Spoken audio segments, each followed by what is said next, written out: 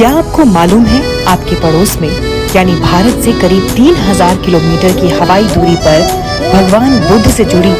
एक ऐसी कहानी मौजूद है जो समय की परतों में आश्चर्यजनक रूप से कई वर्षों तक छिपी रही। मुझे खुद विश्व इतिहास की इस अद्भुत घटना के बारे में पता चला जब मैंने पड़ोसी देश थाईलैंड की राजधानी बैंकॉक में कदम रखा।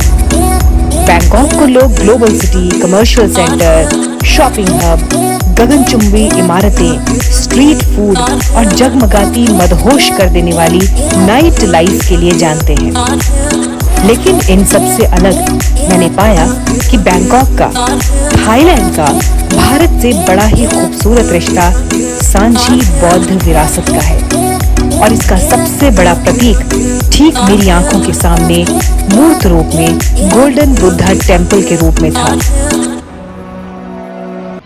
थाईलैंड की राजधानी बैंकॉक में अगर आप आए हैं तो बैंकॉक में आपको जो मस्ट विजिट प्लेसेस हैं उनमें से एक है ये मंदिर जहां इस वक्त मैं मौजूद हूं। हिंदुस्तान से आप आए हैं तो मंदिरों का आपके लिए एक अलग महत्व होता है और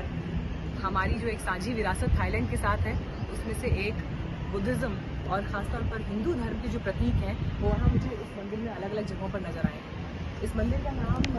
गोल्डन बुद्धा टेम्पल है और थोड़ा सा क्योंकि भाषा की दिक्कत है इसलिए आपको अंग्रेज़ी में लिखे हुए बोर्ड्स बहुत ज़्यादा नहीं दिखाई देंगे, लेकिन हमने जब यहाँ पर लोगों से बातचीत की तो मालूम चला कि गोल्डन बुद्धा टेम्पल इस मंदिर को कहा जाता है और बड़े आधुनिक बसे शहर के बीच आपको परंपरागत रूप से जो यहाँ का आर्किटेक्चर है उस हिसाब से बना हुआ ये मंदिर पूरा दिखाई देगा उस शैली में। अगर आपकी नज़र ठीक सामने जाएगी तो देखिए आपको बड़ी खूबसूरती से जो शिखर है मंदिर का वो दूर से भी दिखाई दे जाएगा और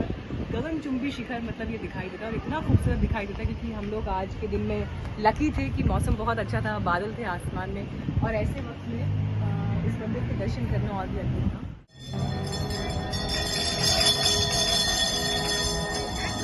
मंदिर के गर्भगृह में प्रवेश करते ही मेरी नजर भगवान बुद्ध की उस प्रतिमा पर पड़ी जो विश्व की सबसे बड़ी बुद्ध प्रतिमा है। 5.5 टन वजन वाली ये मूर्ति मारा विजय मुद्रा में बनाई गई है।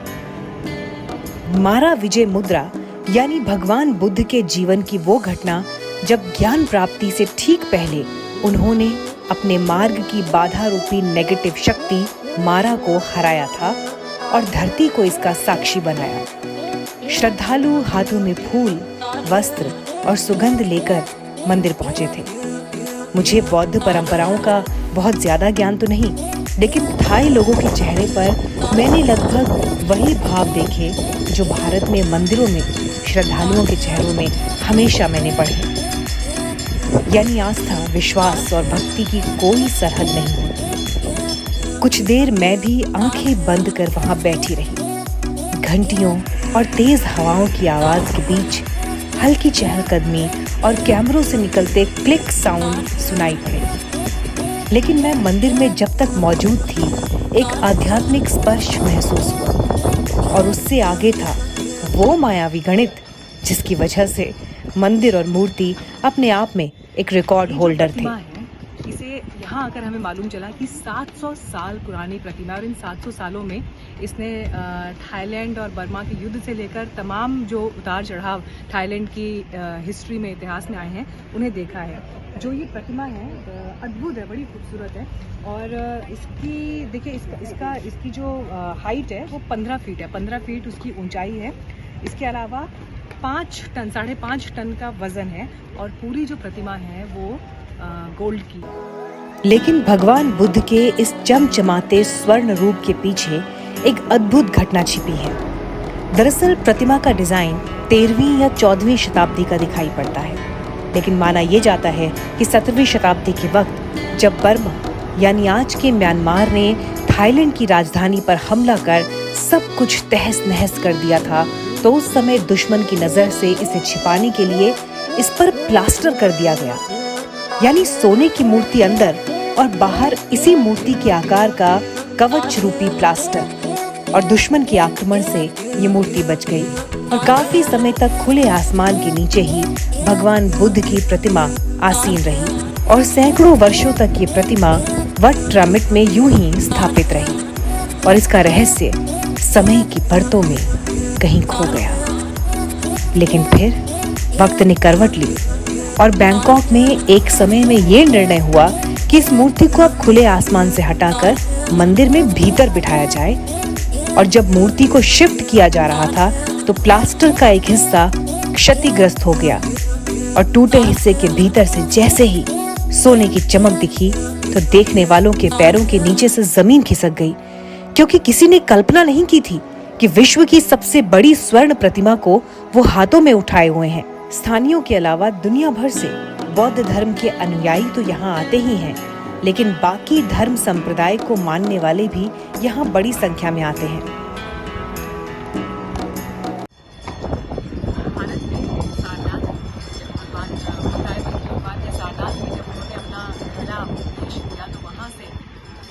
महात्मा बुद्ध भगवान को तो आपको यहाँ पर भी साधना या तप, विश्वास, आस्था की एक हालांकि जब हम यहाँ पहुँचे तो इसी जगह से आपको पूरा शहर भी दिखता है। ऐसा लगता है कि मानो भगवान बुद्ध यहाँ बैठकर पूरे बैंकॉक शहर को, पूरे थाईलैंड को देख रहे हैं, थाईलैंड क्या पूरी दुनिया को देख रहे हैं। तो जब आप यहाँ पर आते हैं तो बड़ा ही सुंदर एक मुझे कल्चर यहाँ पर दिखाई दिया कि प्रसाद वगैरह ऑफर करने जैसा नहीं है। आप यहाँ पर पहुँचते हैं और आपको मॉन्क्स जो वस्त्र धारण करते हैं वो आपको एक पैकेट में लपेटा हुआ मिलता है, कुछ उसके साथ माला स्वरूप, और इन्हें लेकर आप भीतर जाते हैं और बाद में आप भगवान बुद्ध के सामने रख देते हैं। और फिर वो जो वस्त्र हैं वो जहाँ भी लामा है और भिक्षु हैं, बौद्ध भिक्षु हैं, वो उनको दे दिया जाता है। इसके अलावा जब आप यहाँ पहुँच रहे हैं तो जो कपड़े आप पहन कर आ रहे हैं वो थोड़े ऐसे कपड़े हों जिससे आपका पूरा शरीर ढका। मंदिर तक पहुँचने के लिए 4 मंजिल सीढ़ियाँ चढ़नी पड़ती हैं, लेकिन ऊपर पहुँचते ही जो नज़ारा आपके सामने होगा उसके बाद आप सीढ़ियाँ चढ़ने की थकान यकीनन भूल जाएंगे, क्योंकि वहाँ से बैंकॉक शहर की पूरी स्काई लाइन आपको दिखाई देगी। ऐसा लगता है मानो बुद्ध की नजरों के सामने पूरा शहर एक टाइम लैप्स मोड में दौड़ भाग रहा है। और क्या पता, ज्ञान प्राप्ति के लिए राजपाट और ऐशो आराम को त्याग देने वाले गौतम बुद्ध जब ब्रह्मांड के किसी कोने से खुद की सबसे बड़ी स्वर्ण प्रतिमा को यहाँ स्थापित देखते होंगे तो मंद मंद मुस्काते हों।